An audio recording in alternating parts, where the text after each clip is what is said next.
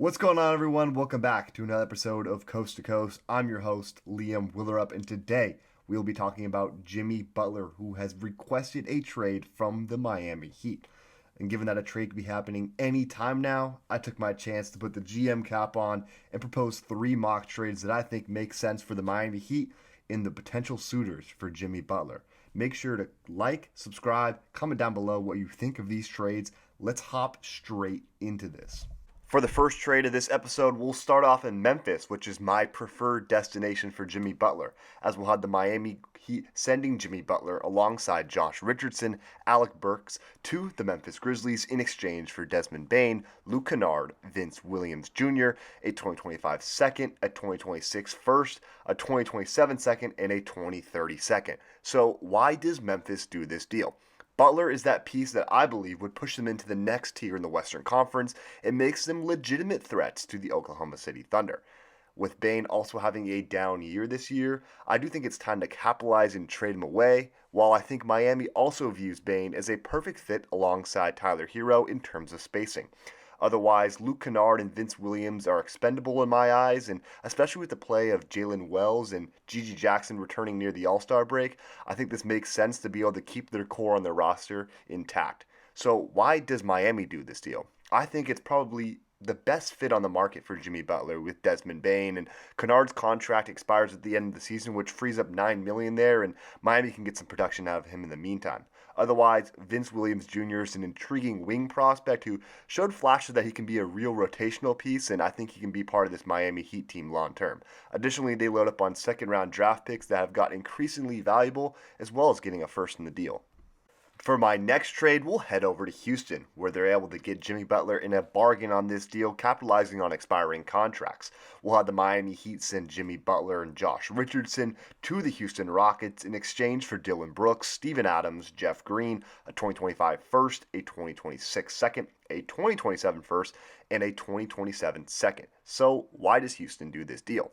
Butler serves as a clear upgrade over Dillon Brooks, and Steven Adams and Jeff Green are just there to make the salaries match. Additionally, this gives Houston a go-to scorer in the clutch that can help them when come playoff time, and he should fit very well in Ime Udoka's system of defense first. That 2025 first will be probably in the lower 20s this year, so they're not losing much there.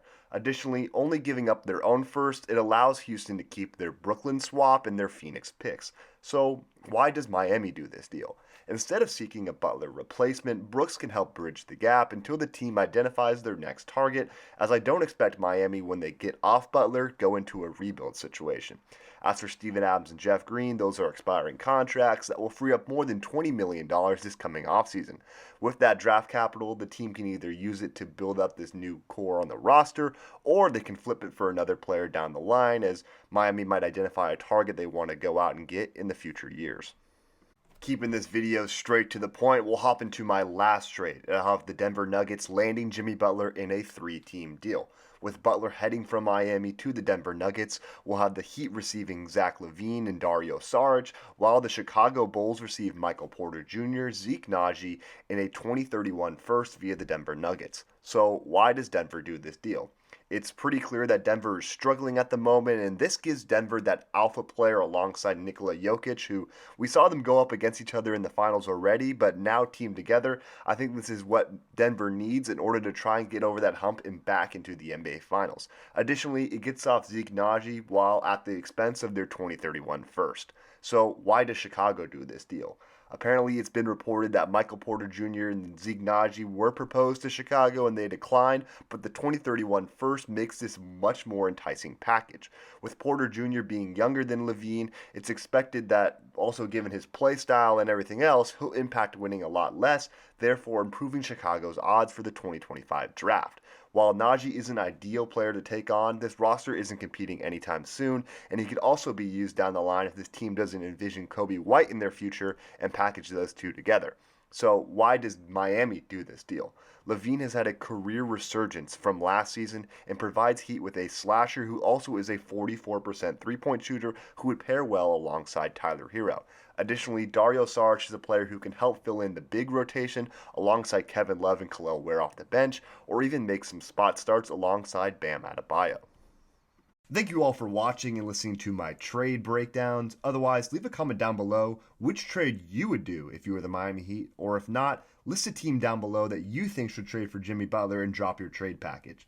Otherwise, make sure to leave a like and subscribe. Have a ton of fun content coming out the rest of the month, so stay tuned for that. Otherwise, signing out. Peace.